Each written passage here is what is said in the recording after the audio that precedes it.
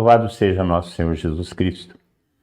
Mais um Caminhando com Fé, esse espaço semanal de reflexão, matutação. Uma das palavras que nós temos para esses anos de caminhada na comunidade da Venícia é a palavra vigiar. Estar atento, prestar atenção, estar de prontidão.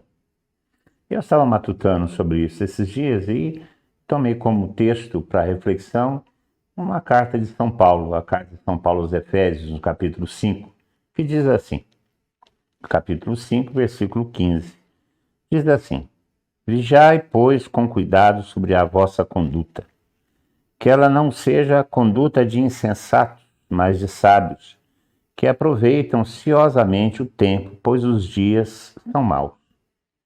Não sejais imprudentes, mas procurai compreender qual seja a vontade de Deus. São Paulo está falando para os Efésios para vigiar sobre a nossa conduta, ou seja, como nós estamos nos comportando nos dias maus. Existem duas formas de comportamento nesses dias maus.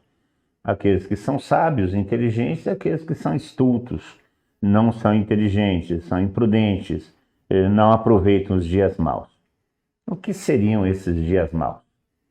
Nós temos uma certa tendência de imaginar que os dias maus são esses dias que nós estamos vivendo, dada a proximidade da pandemia que nos atingiu.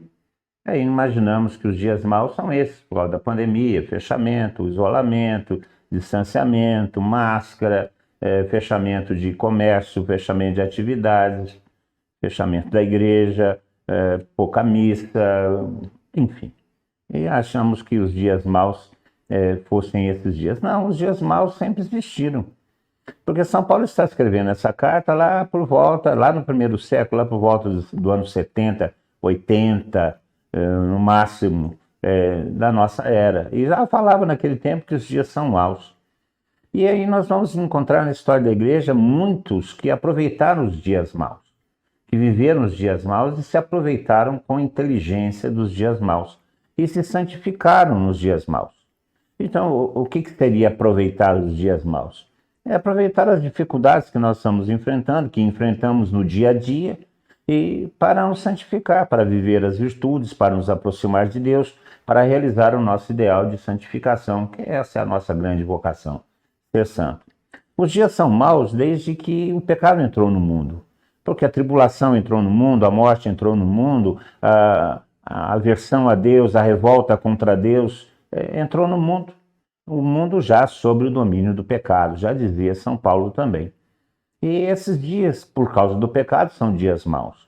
E São Paulo está exortando os Efésios a se aproveitar desses dias que são maus para se tornar santos de maneira inteligente, viver a santidade, porque essa é a vontade de Deus, compreender qual que é a vontade de Deus. Qual que é a vontade de Deus a nosso respeito? A vontade de Deus a nosso respeito é a nossa santificação. E como nós vamos viver essa santificação nesses dias maus? Com inteligência, aproveitando as tribulações para aumentar a nossa virtude, para crescer na virtude, aproveitar as tribulações para crescer na paciência, na caridade, na solidariedade, aproveitar esses dias que são maus desde sempre para crescer em santidade. Como muitos fizeram. Muitos que vieram antes de nós fizeram. São Paulo mesmo se torna santo nos dias maus. São Pedro se torna santo em dias maus. Os mártires do começo da história cristã se tornaram santos em dias maus. E no correr da história da igreja, no correr da história da humanidade, quantos se aproveitaram dos dias maus para se santificarem? São Francisco Xavier, São Domingos Sábio, São João Bosco, São Luís Gonzaga, São Padre Pio, São João Paulo II.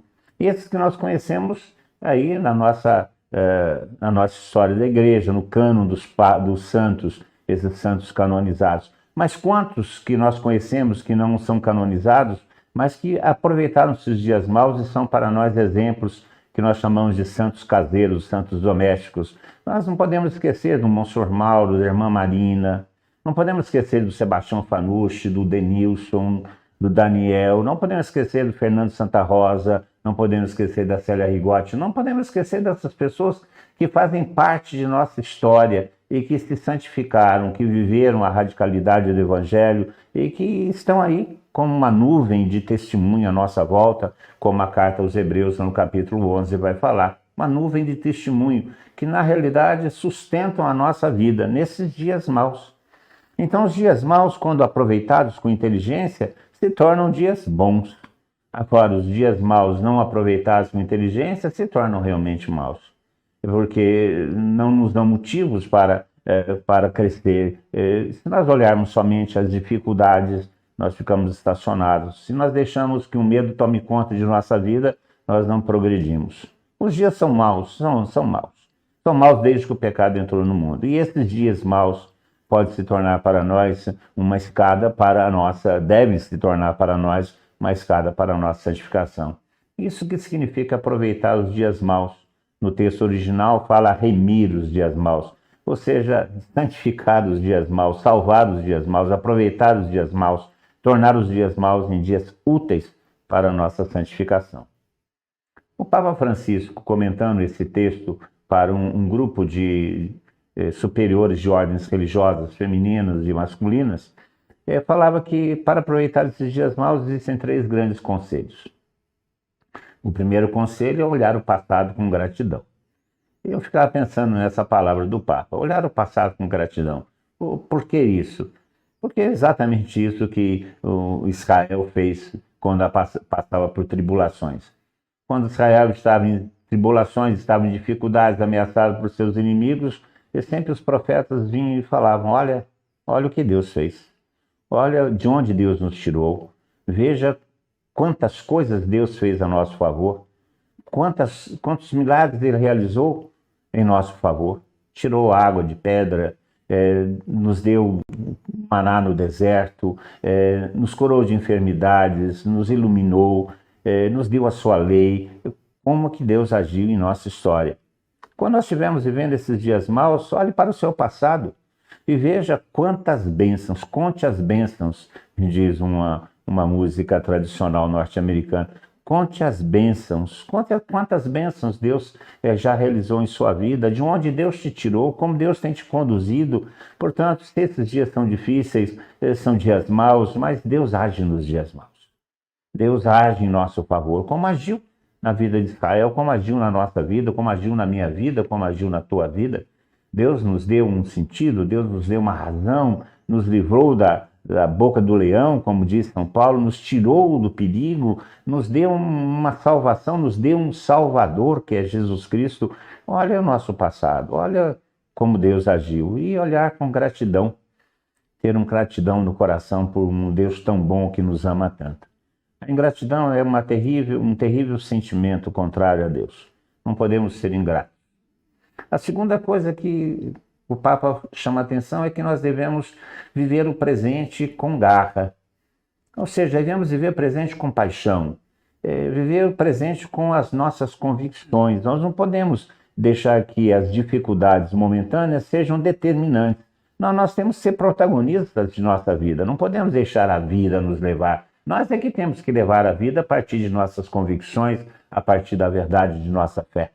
Nós não podemos ser aqueles que sempre começam e nunca terminam, porque as dificuldades vão se somando, vão aparecendo, a gente vai desanimando e até não mais enfrentar a vida com a disposição que a fé nos dispõe, tá? Com a disposição que a fé coloca em nosso coração.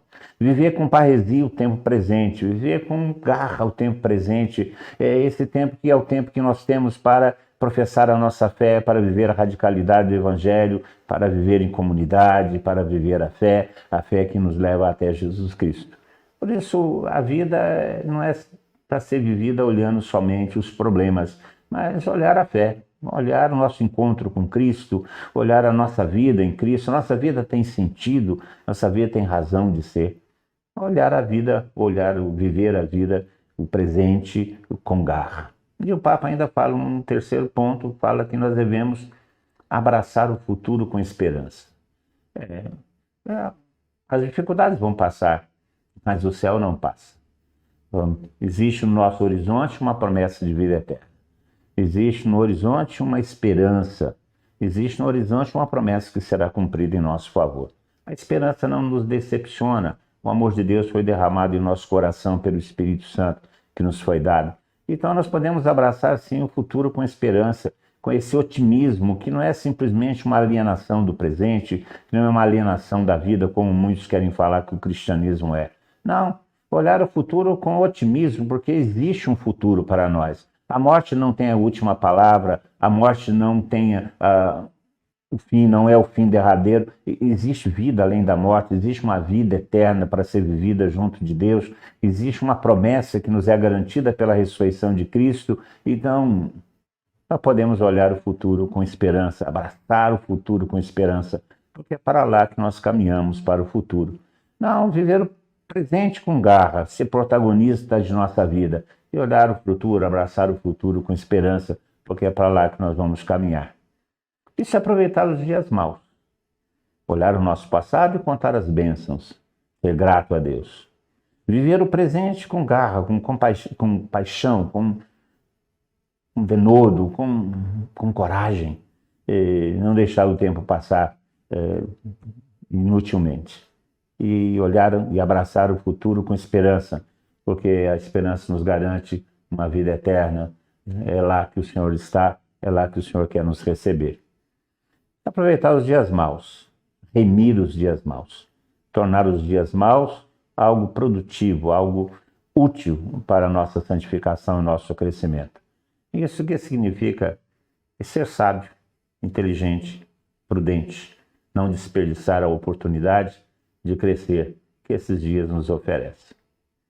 Vamos lá, irmão, vamos lá, minha irmã, viver o presente com garra, ser agradecido por Deus, a Deus por tudo aquilo que Ele já fez em nossa vida e olhar o futuro com esperança, com otimismo, porque lá é que nós vamos estar juntos de Deus na eternidade.